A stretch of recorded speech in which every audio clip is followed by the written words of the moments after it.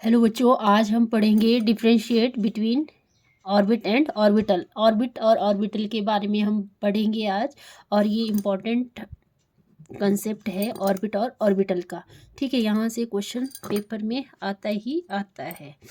Okay, तो orbit orbit क्या होता है, जैसे कि आपको पता है ये सन है। सन के चारों तरफ बहुत ज़्यादा प्लैनेट क्या करते रहते हैं, प्लैनेट्स जो है वो मूव करते रहते हैं, और इनका एक फिक्स्ड पाथ होता है।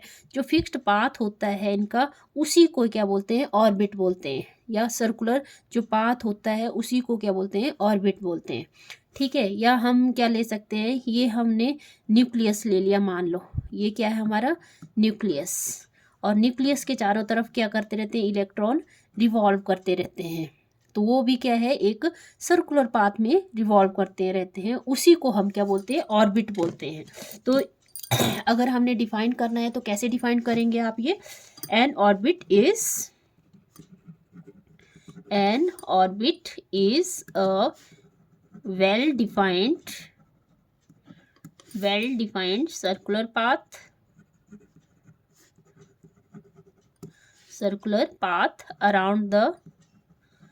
around the nucleus in which the electron revolve.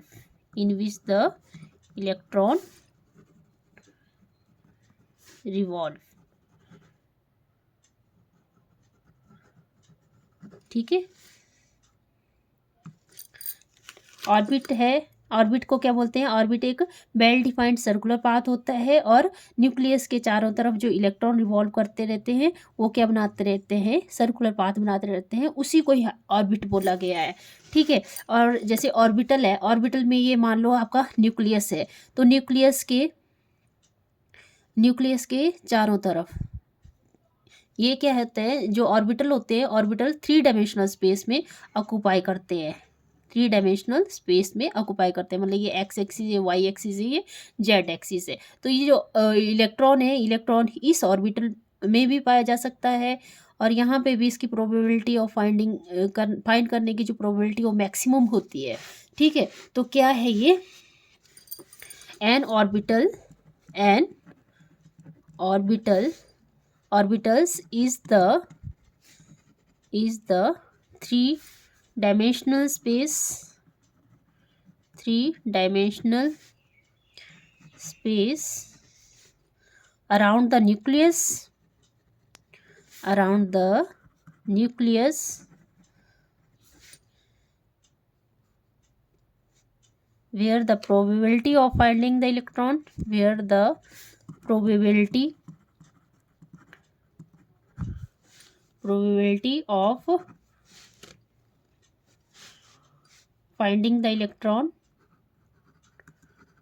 finding the electron is maximum।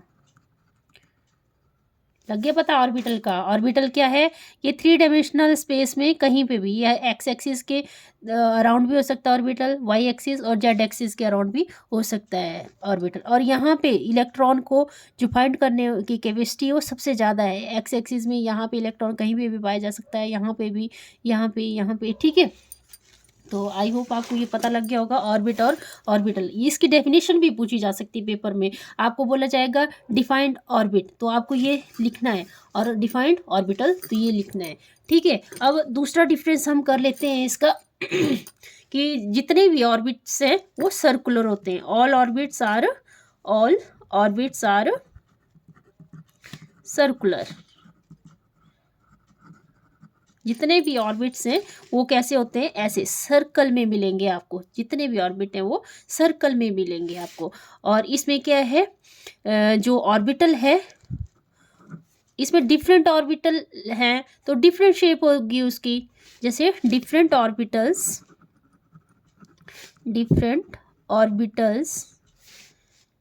Have different shapes, that is s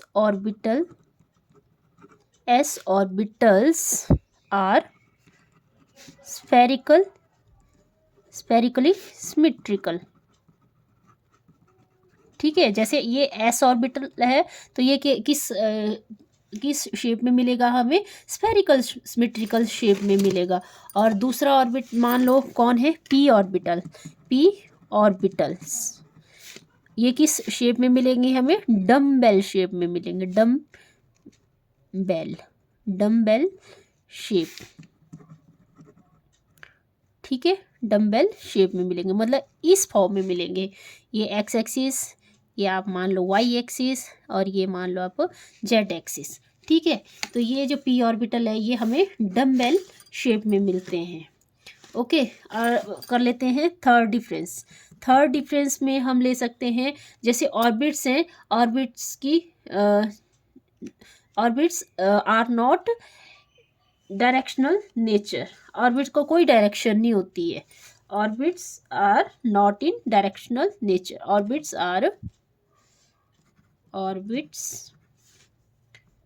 are not in directional nature.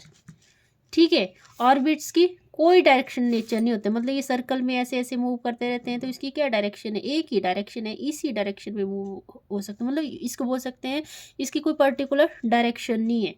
ठीक है, और इसमें क्या बोलेंगे हम, जो थर्ड डिफरेंस है इसका, जितने भी ऑर्बिट्स हैं उनमें क्या होती है, डायरेक्शनल कैरेक्टरिस्टिक्स होती है।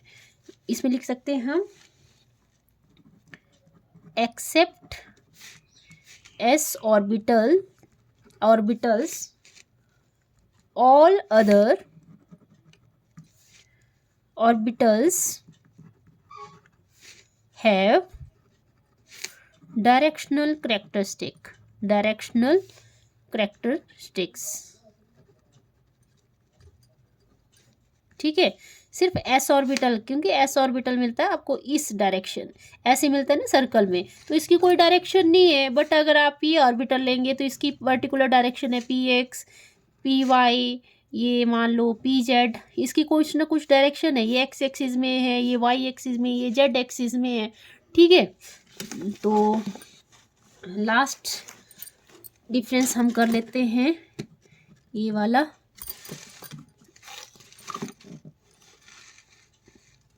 लास्ट डिफरेंस में करेंगे हम, अरेंज कर लेते थोड़ा सा पेपर।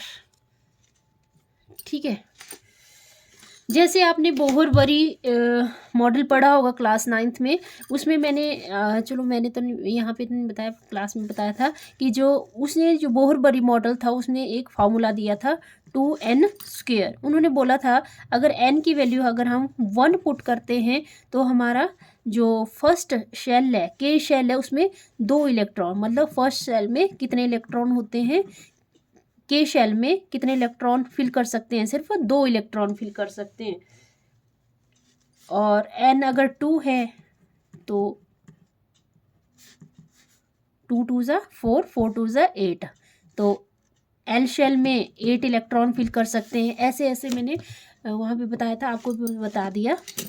तो maximum number of electrons in an orbital, एक ऑर्बिटल में कितने इलेक्ट्रॉन फिल कर सकते हैं, maximum 2n raised power 2n²। इतने ऑर्बिट हम क्या कर सकते हैं, रख सकते हैं एक ऑर्बिटल में, इतने इलेक्ट्रॉन हम एक ऑर्बिट में रख सकते हैं। तो क्या लाइन बनेगी ये, द मैक्सिमम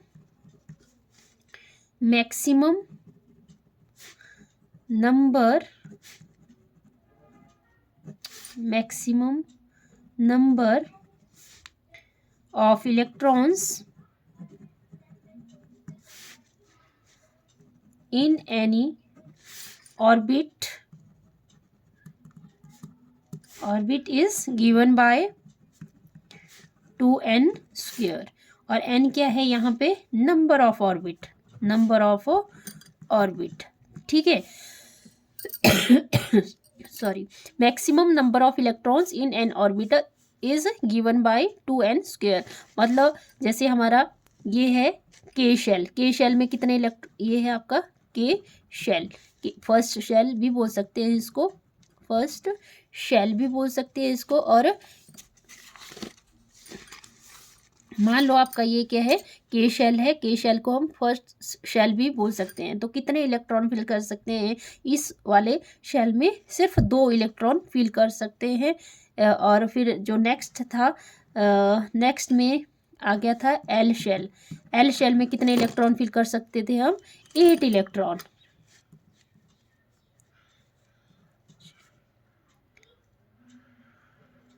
ठीक है, 8 इलेक्ट्रॉन। तो ये क्या है, एक डेफिनेट पाथ पे है, मतलब एक डेफिनेट रास्ता है इनका, यहाँ पे सर्कल पे है ये।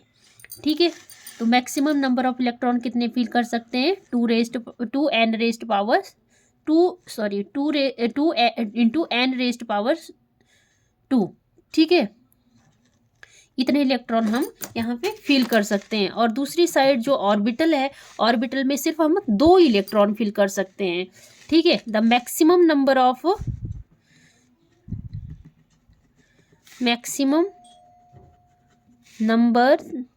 इलेक्ट्रॉन्स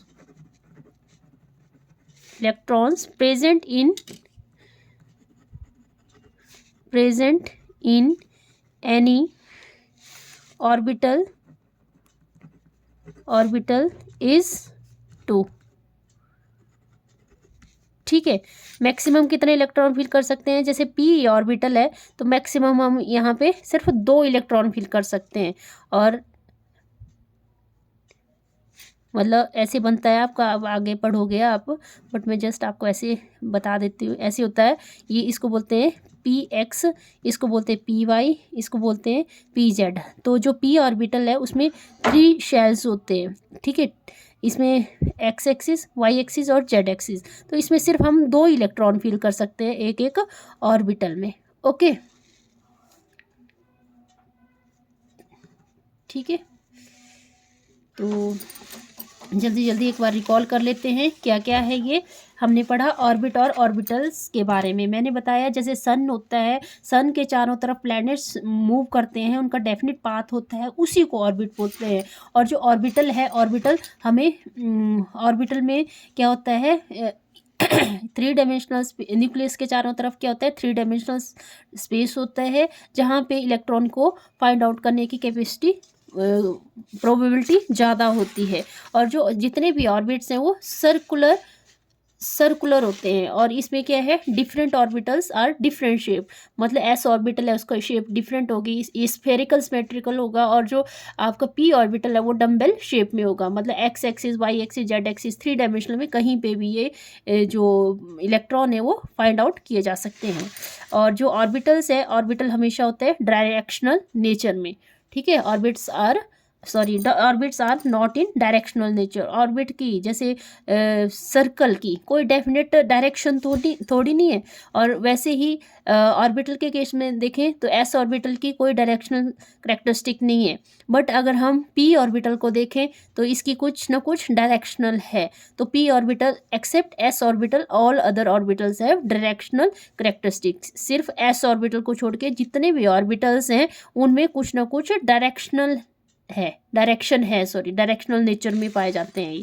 और जो 4th डिफरेंस है वो किया था हमने, maximum number of electrons in any orbital is given by 2n²। मतलब हम एक ऑर्बिट में कितने इलेक्ट्रॉन फिल कर सकते हैं। तो हमने बोहर बरी मॉडल पढ़ा था, उसमें दिया था उन्होंने ये फार्मूला 2n²। n की वैल्यू अगर 1 पुट करते हैं तो आ जाता है फर्स्ट शेल, या के शेल भी बोलते हैं इसको। तो हम फर्स्ट ऑर्बिट में कितने इलेक्ट्रॉन फिल कर सकते हैं? सिर्फ 2 इलेक्ट्रॉन फिल कर सकते हैं। नेक्स्ट जो के शेल, एल शेल है, एल शेल में हम 8 इलेक्ट्रॉन फिल कर सकते हैं।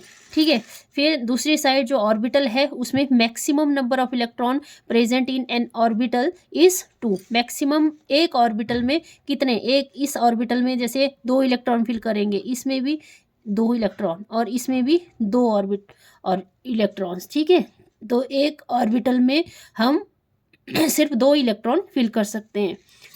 ओके, आई होप आपको ये समझ आया होगा। अगर समझ आया तो प्लीज़